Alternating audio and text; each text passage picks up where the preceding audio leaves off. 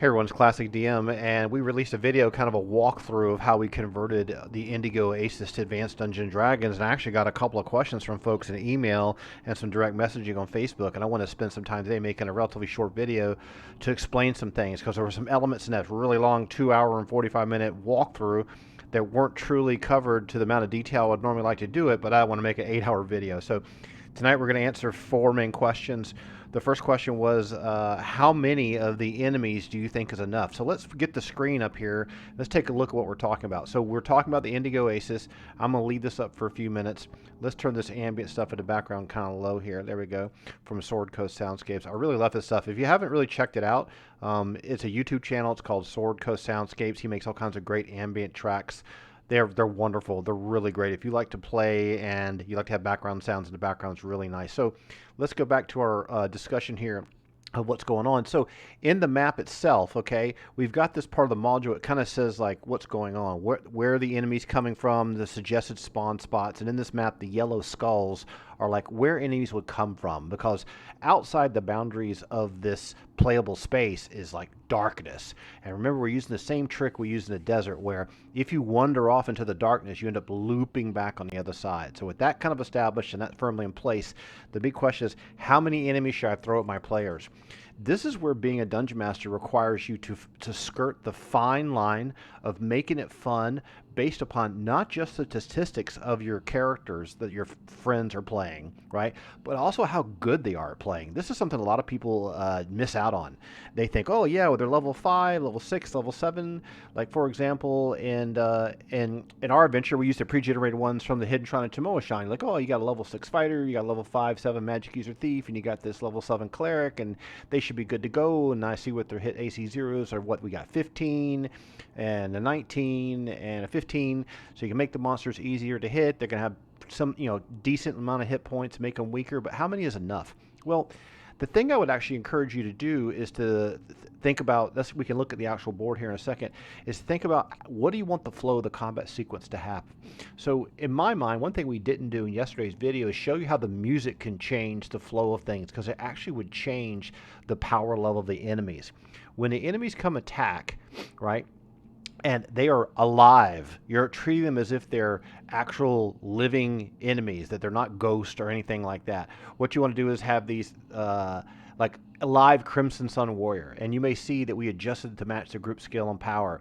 We had skeleton undead, and we have these like ghostly ones. So the alive ones are going to be a little stronger than the undead ones. Now, if you see the original Pathfinder version of this, you can see there's tremendous difference in skill, because what actually happens is, if you are inside the music sphere, it changes the enemies to a skeletal version if they get inside of the sphere of music. Okay, so we have rules that talk about how to handle Jana being grabbed and things like that. Let's just go here, this section here, right? In the attack sequence, have the enemies appear in the darkness and work their way through the ruins. The red arrow shows suggested paths they might travel as soon as as you probably suspect, they're interested in Jana. So they're going to try to get the girl, right? This includes jumping through windows and all sorts of aggressive movement. Use all 6 spawn locations to keep the flow of enemies interesting. So here's a question. How many is going to keep it interesting?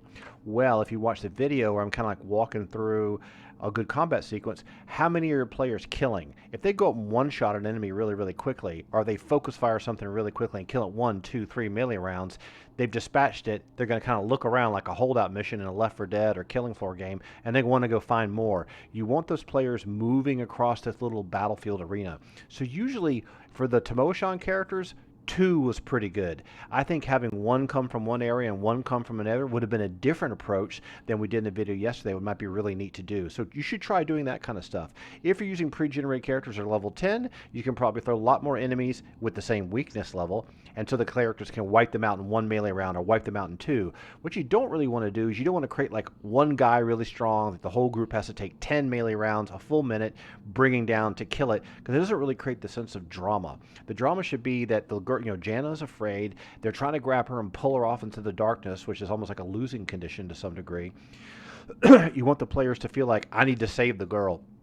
Or you want the players to think of ways to use the music to change the enemies into undead, weaker versions of themselves. Excuse me. Sorry about that. So the question, again, how many is enough? Well, error on the side of less. You don't want to have too many enemies. If you have less enemies, you won't have the party tied down as much. You could even run the little combat sequence at your desk, at your table, like I did last night with the 3 pre-generateds from the Hidden Shrine of Timoshan, or whichever characters you want to use, and see how many rounds it takes with the damage output and the hit AC 0 numbers it's going to take to really land solid hits. In our battle yesterday in the video, when we were looking at how things were working, it took quite a number of hits for our players to hit things. In fact, in one situation, we had, what did we have? We had the fighter over here, and we had the cleric over here, and they're blocking. These guys were fighting from here, and we had our rogue trying to backstab one of them from behind, and all this kind of stuff was happening, right? So you had all this kind of gameplay happening right through here, right? Let's just put this right here for you, so you can see a little bit better. There we go. So you had the cleric kind of blocking these stairs. You had 2 guys going toe to toe with the thief come from behind. This guy wasn't even on the scene yet. That took a long time. This combat fight that happened right here, in my personal opinion, was a little too long to make the drama feel good. So what you don't want to do is everyone's stuck in this area for 3 to 4 melee rounds, killing everything. What you really want to have happen instead is you want them wiping this guy out, and then seeing another threat coming through here, or seeing another threat coming through the other area. Let me give you another view of that, okay? Let's pull this back again for a second. So, for example, if enemies had been coming, if Jana ran the building, let's get this D20 out of the way, and we got one guy coming up the stairs going in the building, you want to kill this guy, have him dispatched, then turn around and look and see, here's one coming this way, here's one jumping in the window attacking the girl, here's another one collapsing, where everyone feels the need to rush into the building to go help defend, but your rogue might be like, well, I could wipe this guy out, and the rogue might actually see, additional enemies coming down the road, coming down the coming down the channel, if you see back here in the background. So you kind of want the players to be like, gee, what should I do? What's the immediate threat? Let's give you another view of that. Let's go to the overhead view real quick. So you kind of want this back and forth action happening between going and protecting her, securing it, but don't want everyone all holed up inside the little building. When players have a wide open area to fight, it gives them more of a sense of being like a responsive battlefield general. They're like the cavalry zipping across the battlefield, defending things. This is especially true in Pathfinder 2nd Edition with how much movement speed there is for everyone. Get that out of the way. So you want the enemies coming in from all these different directions. Let's just throw some orcs on here too. Use this as a placeholder. It's more exciting to have waves of almost zombies from a zombie killer and having the players destroying things. But what you don't want to have happen is you don't really want the players all bunched up in this one room, just standing here whacking everything that comes to the door like we used to do in Killing Floor. I don't think that this is what the gameplay you want to have happen.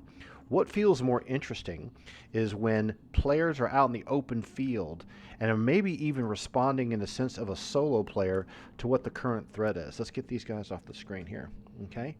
So let's just say the players dispatched this one guy and killed him. Bang. And then the rogue was going to come around backside, but they killed it in time. And then you have one coming up the steps, and maybe the party wants to run that way. But while that's happening, you have one going through the bushes and climbing in the window. And you have somebody coming here. Let's use this other Orgo-Magi here to represent these warriors. Another one coming out of the darkness right behind the rogue. So the rogue gets engaged in combat, or the thief. This guy's killed something. He maybe is looting it or whatever. You have the cleric feeling pretty confident about being able to do some melee, maybe not casting any spells. Maybe by the time she gets here, that the little Jana gets grabbed and she's running around the table like Kevin McAllister trying to defend it. This is the kind of drama you want to have happen. You kind of want these people like, what should I do? Should I go engage in melee for that guy? Are they going to kill her? Should I go around here and stop it from attacking? Does he heal the girl screaming too? As a DM, you're going to want to kind of announce that, Jana's running around the room and screaming. She doesn't jump out the window and run off, right? She stays in this room. Let's go back to our actual battle map that we created for this, right? So we defined all this area. See this red circle here, right here on the map? Your idea is to keep her in this room. That way, the players have this anchor point, this point of reference. This is really kind of video game design for holdout missions, to tell you the truth. Let's get this microfiber and clean this up a little bit. Having her in this room means people aren't going to they can have their backs turned and be focusing on other threats. They even do this in Warframe and some other games that have kind of basic gimmicky gameplay that's not real compelling.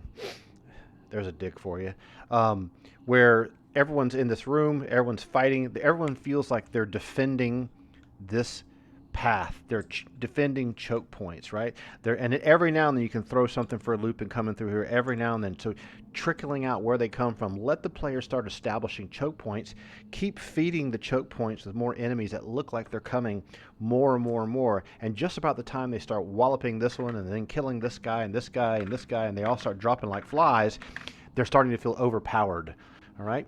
Let's go back to the map here so you can see what I'm talking about. So I was showing stuff to you, but you couldn't actually see it.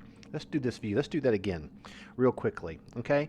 Let's say your players decide to stay on the upper platform, right? Like I was saying a moment ago, but you couldn't see it. I didn't have the right camera on. Let's say the players think the best thing to do is to start off with standing here, here, and here to protect the stairs. Right, so you've got one guy coming here, and they can solo the enemy pretty easily. Say you decide to make the enemies even weaker than the ones, like they're AC 10, they don't even have armor on or something. So the players start fighting, they wipe out the first guy, wipe out the second guy, wipe out the third guy. Then you throw one here, and then you throw another one coming this way, and one coming here, and one coming here. And the player is thinking to himself, okay, cool, as long as I stay here and defend my zone, they're not getting past my zone, and I'm defending this capture the flag room, right, with Jana, who's like the living flag, by holding these choke points. That is a brilliant, viable tactical option for your players to do. If they start doing that, all you need to do is every now and then, have one guy sneak into the back and attack her, so everyone go, oh crap, I need to run back in the room and take care of that, and then I can run back to my position and start defending. So it's kind of a holdout mission kind of a vibe. So how many is enough? Too many is not interesting. If the enemies you made are too strong, when you spawn the next group, make them weaker. Maybe drop their armor class so the players can land more hits. It's okay to do that. There's some people that are kind of rules as written folks like, well, in the monster manual, they're armor class 6. You need to balance this for the players. These are magical ghosts. Who knows for sure to say what their armor class really is? You can lower their hit points. There's all kinds of things you could do. So you want the players to feel like they've cracked the nut and they got a strategy, they're implementing the strategy, and every now and then you throw the strategy for a little bit of loop and force them to move and get out of their comfort zone so they feel like they're maintaining a zone like in a basketball court, and then they go move and move back. So with that kind of stuff in mind, you might find, let me give you another viable tactic that players might do. Some players, some people call them murder hobos, but some more adventurous and aggressive players, they just like to run off by themselves and solo. If you ever play any mousy multiplayer games, you know what I'm talking about with that. Let's just say, for example, you made the enemies really weak, but the behavior you're starting to see happen is maybe the girl's running here, maybe a female who's a protective player or a protective guy is being protective of her, worried about bad guys coming in. If that happens, don't throw enemies in the room because you reinforce the camper type of attitude. You don't want to reinforce people camping in the building. Even though it's a good viable Diablo 2 tactic to choke the doorway, don't do that. If the fighter starts running off here, go ahead and give them that Conan the Barbarian moment. If the rogue starts hiding in shadows and coming here, let this one or two zombie dudes come down here so your rogue can jump down and backstab one of them. Make these little mini opportunities for you to quickly create dramatic comic book moments for your players. But try to get this person here out of their shell. You don't want them camped here the whole time because I'm getting to roll the dice and I'm doing damage and I jump down, I backstab this guy, I kill this guy, and the DM's like, well, that sounds cool. That player's really having fun. Let me throw more guys coming from the other way and 2 more guys coming this way. And it's, thief characters like running up here and Dritz stewarding the devil out of these 2, and then these guys start slowly crawling up here. And then your fighter wipes these out and he starts running up this way and he starts taking these guys from behind. So you now have this I'm controlling this zone and this zone, and someone else is controlling this zone, but you got this character kind of stuck in the building. How do you deal with someone stuck in the building? You need to do things, if you have to even break the rules, have her run out to the campfire and say, help me play the song, because that's a mechanic that's in the module that you didn't even get to see in the video. Let's flip back to the description that talks about that. I'm going to pop this camera away. Let's put we got the overhead one there, and let's go back to this landscape camera we got here that talks about this sequence. So we have this combat encounter. This is her backstory. This is the Oasis. There's this sphere of music that happens. Here we go. Let's see here. This is her coming out. This is the background. Here's the enemy approach. There's the sphere of music. So if you are around the campfire and you play music, which is something you can have her prompt the players by say, come here, help me play the song will actually change the enemies. Now, where's the note here about that? Initially appears living. Okay, here we go. I'm going to try to capture using. Here we go. Here we go. I wrote this like 4 or 5 months ago, so I even forgot myself. Read this page with me here carefully. Third paragraph. At first, the living Crimson Sun warriors, which are all these guys that you've seen over here, we've been wiping out, right? They try to run forward and try and capture Jana. What's a bad sentence? Try and capture and drag her away alive, taking her off the battle map into the darkness. The normal soldiers only attack 5 players if the player is not using an instrument. So using an instrument makes you invisible to the living versions of the Crimson Sun soldiers. All right, so what does that actually mean? She will, of course, run into the building and hide in the dinner table and all this kind of business. It takes 2 living soldiers to capture, and once grabbed, how to break them out. When you are playing the music, it actually changes the enemies into undead versions of them, right? So let's see here. Let's go right here. The Marco Polo song creates a magical sphere that exists in 2 different periods of time, the blue circles on the map. Any Crimson Sun warrior that come in contact with a sphere are instantly aged by 500 years into skeletal versions and much weaker.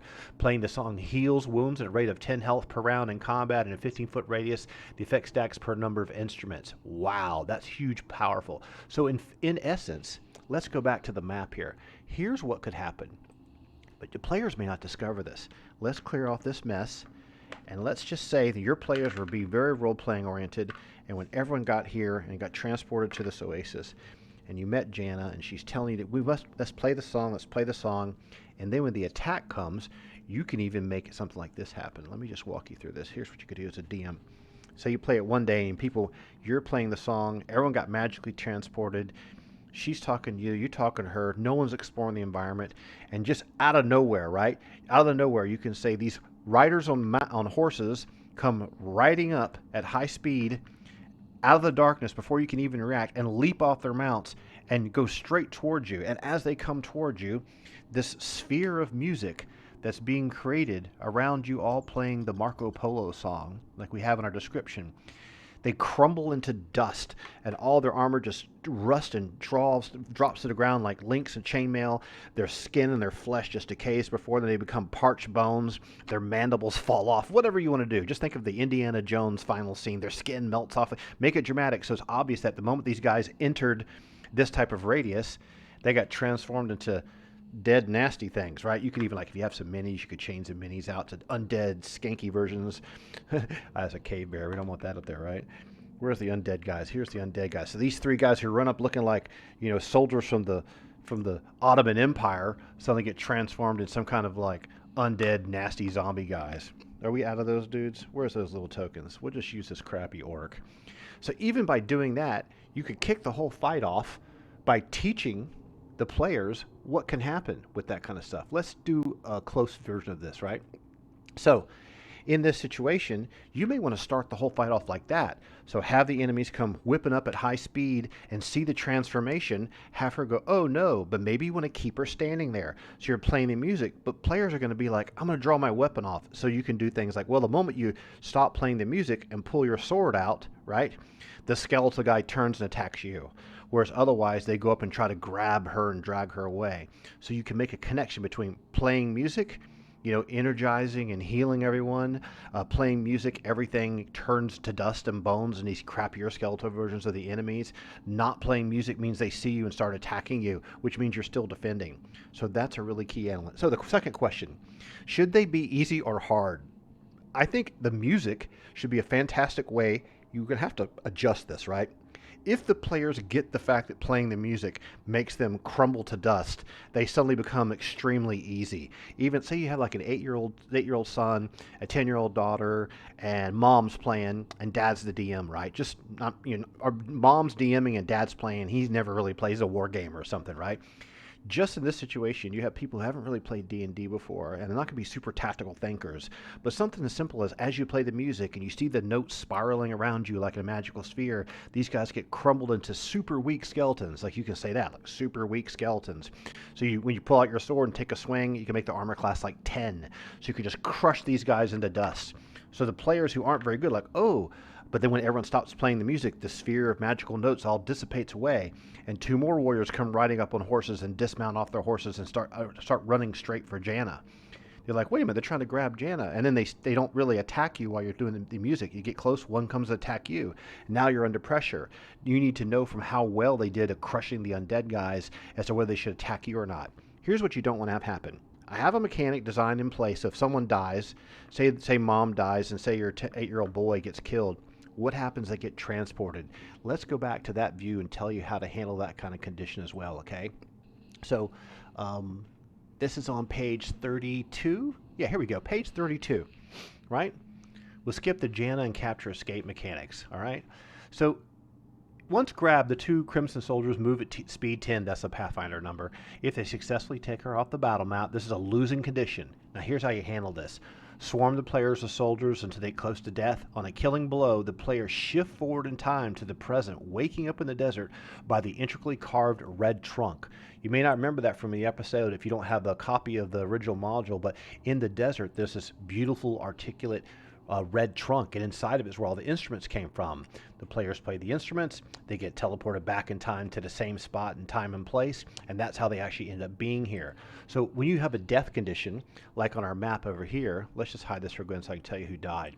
Let's say your 8-year-old son died and mom died. That's not very fun for them. No one's going to be resurrecting them, and suddenly dad's swarmed by enemies.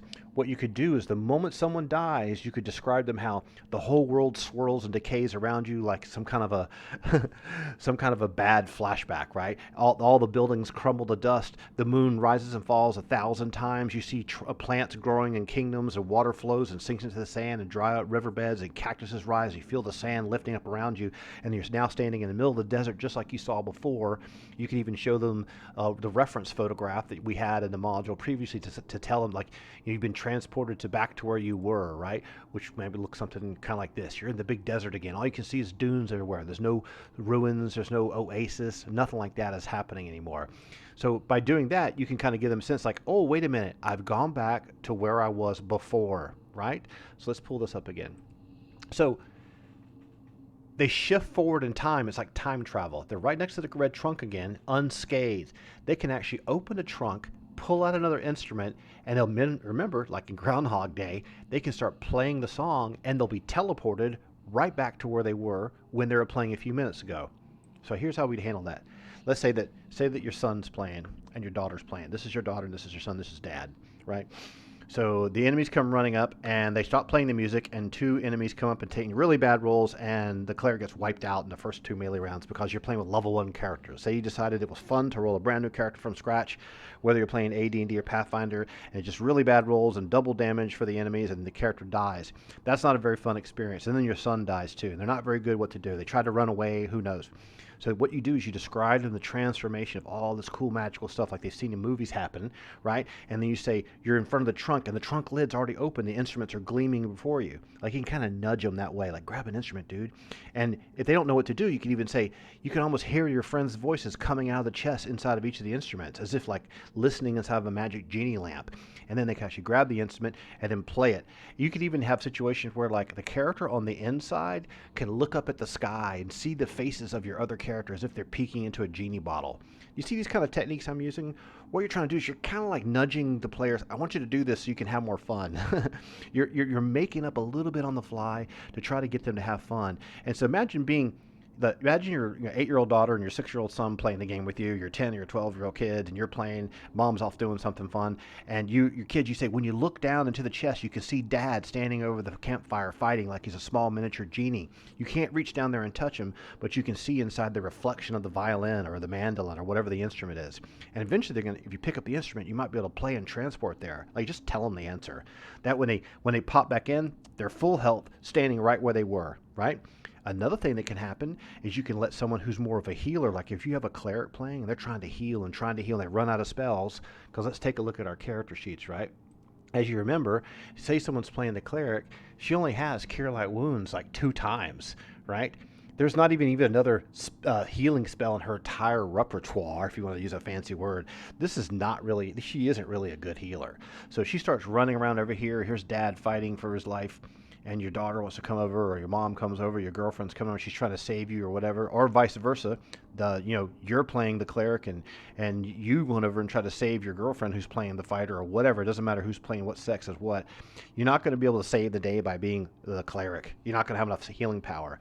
But if the other character is playing the music over here, and Jana's still playing music, you can even cheat and have Jana continue to sing the song with her voice and have that generate a little bit of health coming back every melee round.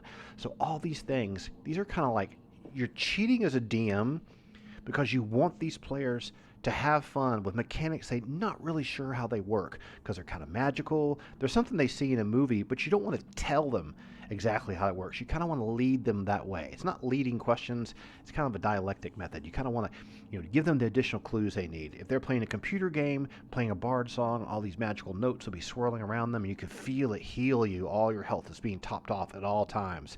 So you might have someone just wants to play the instrument. If someone starts running around casting spells, if you really need to give them help, you can say, as long as you have standing inside the sphere and your friend's playing music, all your healing spells can go forever. You never stop casting. These are all kind of cheating things you can do. The goal is to really make it fun. I know it sounds really silly, but you really, really want to make it fun for the people playing with you. Your goal isn't to kill everyone. You want them to have a really good fun time adventure because you want them hooked on the game, and then as they get better and better and learn more about playing, then they're going to want to do other adventures, try other characters, do all kinds of neat stuff, right? So let's just go back real quick to our little description here, and then we'll go on to our other 2 questions, which are how often how often should I get the players to break away, and what about the music? So we're kind of answering the music question right now. I'm going to scratch that one off my list. We answered how many enemies. We're talking about the music. We hadn't got to the reward. The next question is how often should we break away? We sort of answered that, but let's go back over here, right to this side. So on Killing Blow, where the player shifts forward in time to the present, wakes up the desert with the intricate card, Red Trunk again, unscathed. If the player dies before the Crimson Sun Warriors capture Jana, they also wake up alive in the desert by grid, there's a typo, by grid number 5. Now, when I mention grid number 5, we're talking about where this actual, where the trunk was originally located. We made a diagram, and the module says in grid 5, here's the trunk, and here's the skeleton. So that's kind of what we're referring to when we say grid 5. It was the, made-up version of the desert that everyone's in, right? So the previously dead player can pick up an instrument from the box or rejoin their comrades in defending Jana with the action still on. So remember, Jana is a ghost. There's no one asked this question yet, but I'm sure someone will. Let's go back to our close-up view of the action here. How do you handle players trying to kill the girl? Let's talk about that real quick, and then we'll get to the last question. Let's say everyone's just teleported into here, playing the music. You got them in the place. Let's say you and your 2 buddies are playing. So 3 of you are playing, you're good D&D players, Pathfinder players, whatever, right? Or you haven't played in 20 years or 40 years, who knows? And you come in the area, you're playing the music, and you immediately stop playing, and this little girl comes running out, and she says, keep playing the music. Adults might be like, who's this little girl? What's up with her? And where am I? They might start spending all their time investigating this area. You might have a conniving player who says, try to pick her pockets. Well, she doesn't have anything.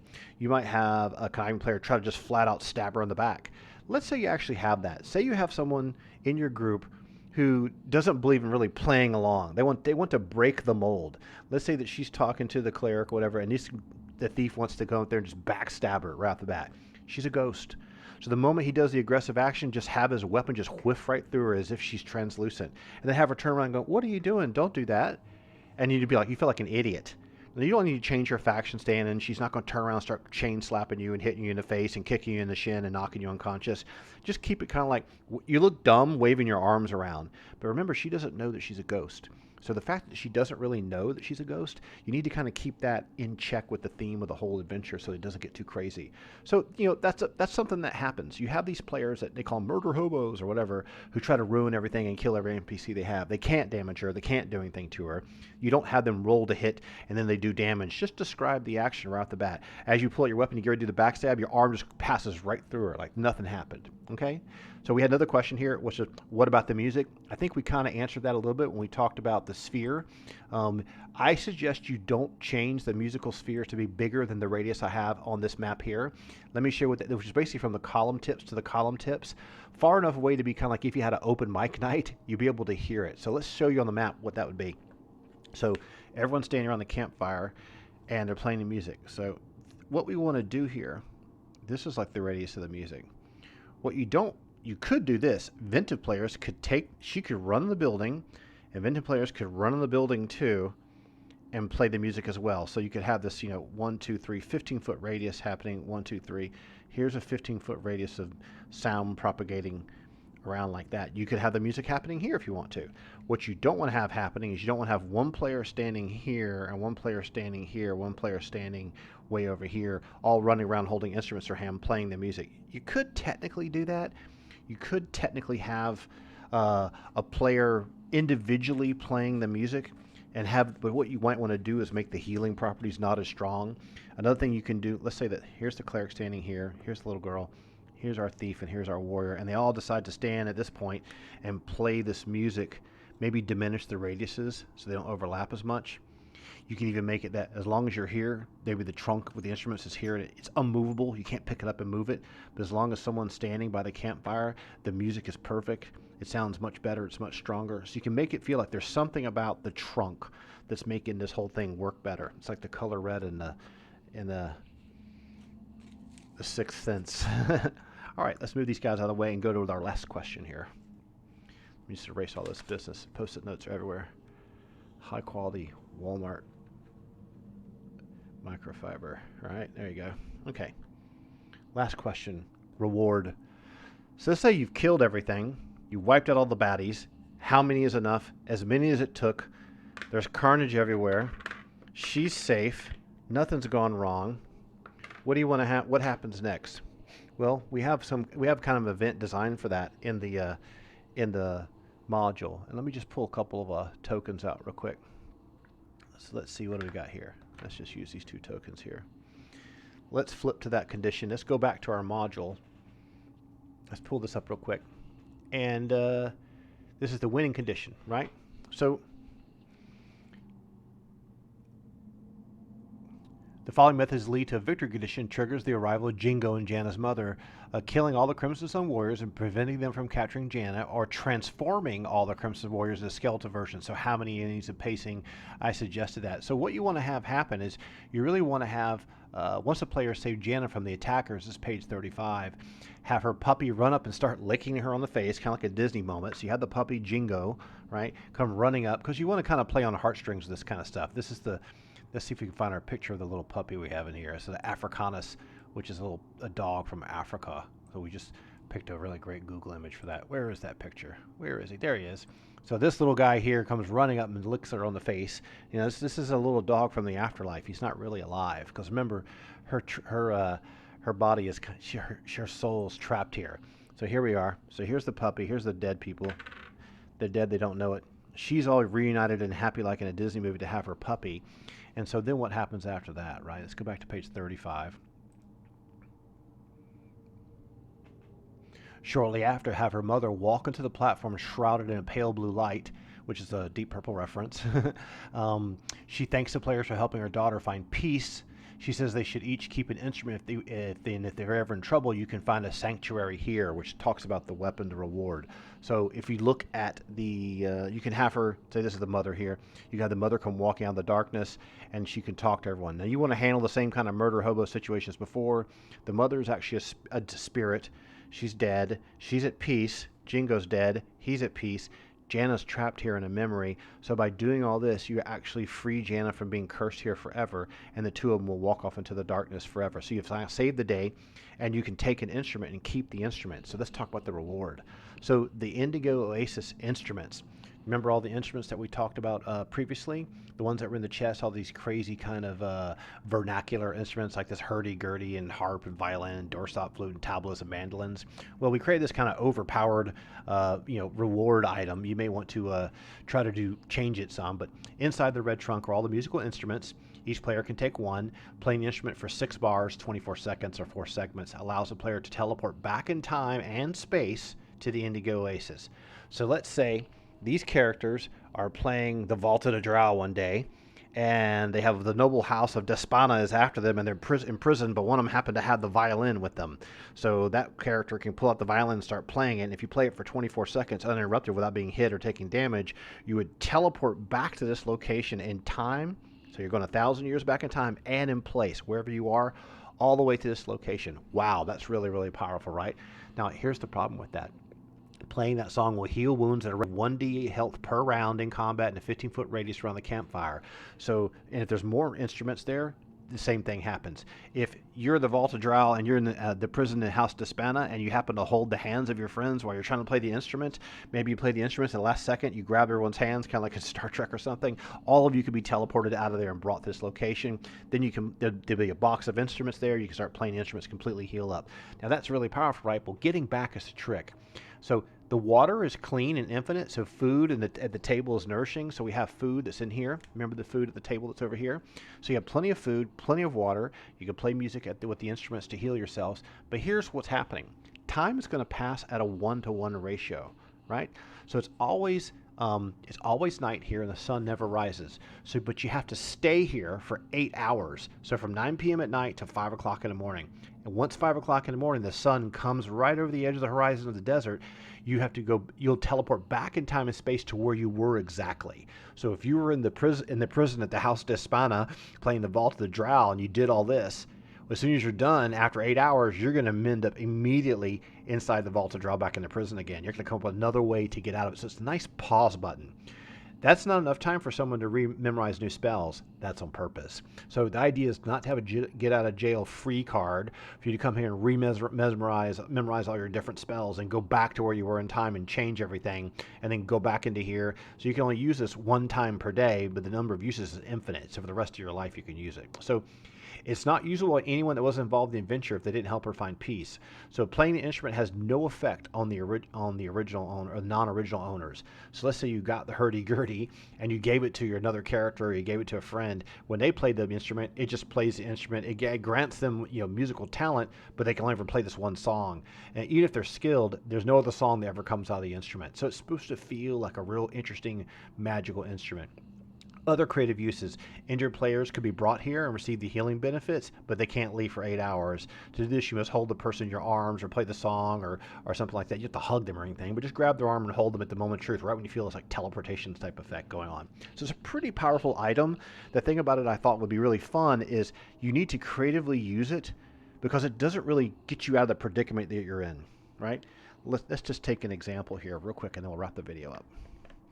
Let's say you and your buddies are playing an adventure, and like I said before, let's say that you end up trapped in a prison, and you have no weapons, and you have no armor, and for whatever reason, you're able to have the instrument with you. So let's say you're in a prison. These are all prison bars, right? Let's just put some little prison bars here. And you're awaiting execution. You're listening to the lyrics to Hallowed Be Thy Name by Iron Maiden, or My Four-Walled World by Temple of the Dog, and you're stuck in this cell. There's no food, there's no tables, you're stuck in this cell. You're banging on the cage trying to get away, and the hill giant jailers are laughing at you, right? So you have the instrument. So you can take the instrument out, start playing the song. It's just the same magical Marco Polo song, or whatever song you want it to be, starts playing. If your friends are nearby, nothing happens. It's not like being Beam Me Up Scotty. But right when you get done playing the song, after you play X number of bars, I believe we have it set to playing 6 bars, which is 24 seconds. It's on 4/4 time. You can reach out with the instrument and touch your friends, and they'll all be teleported away, and you will all end up right here in the Indigo Oasis like you were before. Now, when you can run around here wherever you want, but if you run around here, you're going to end up going, if you run out this way, you're going to end up coming back this way. Let's use the overhead map to make sure we show that a little bit clearer. So, if you are here, right, and let's get rid of the hill giant, and you run off into the darkness, you actually come back the other side. It's like asteroids. So if you go off this way, you come off this way. So you really can't escape. You can't go anywhere. All you can do is you have free food, free beautiful water, free healing, and then you have a chance to talk. You have a moment, you have 8 hours to plan what you're going to do. You can try something else. You can't memorize spells, it's not long enough. You can make a makeshift item for whatever you want. If you really want to be inventive as a DM, you could put campaign items in this area here for a way for the players to escape from prison by maybe fabricating a key or trying to do something like that. I mean, there's all kinds of interesting ideas for you to do that. The fact that you're just teleported back to this location back in history, you don't have to do the janifying again or any of that stuff's not happening. You're just here. This place is a sanctuary. So I thought that'd be kind of a fun artifact item that doesn't make anyone overpowered, but could put a twist to all your adventures. In fact, you could write an entire campaign that just has you find all these little glimpses of time and space trapped everywhere. All right, then I think I got everything. There's the reward. What about the music? I think we covered just about everything. Yeah, so I hope that gives you some more ideas about how to run this and give you a chance to answer some of the ideas and the questions that people had. And I hope you have fun with it. And I'm thinking about converting this over to Osric. Osric is actually the old school role-playing game system that you can download for free from Knights and Knaves. I put a link in the last video. I put a link in this one. It's an official way, by using the OGL rules I did in 3rd edition, for you to create your own D&D adventures and sell them. But in this case, this is all free. So this conversion to AD&D is just house rule free business. I'm not distributing. I don't put the AD&D logo or anything. There's no trade dress or trying to trick anyone. So, but if you're interested in that, I could convert this a little bit more detailed and release it as an Osric item, but it would take some work. Do you really want that? I don't know. You have to tell me. I'm probably going to do more and more AD&D videos in the next couple months. If you have any special requests, be sure to ask for them. And yeah, I hope you enjoyed this. About 40 minutes of cool content, more questions answered about this really neat adventure, and I hope you had a lot of fun. And we'll talk to you again super soon. Take care.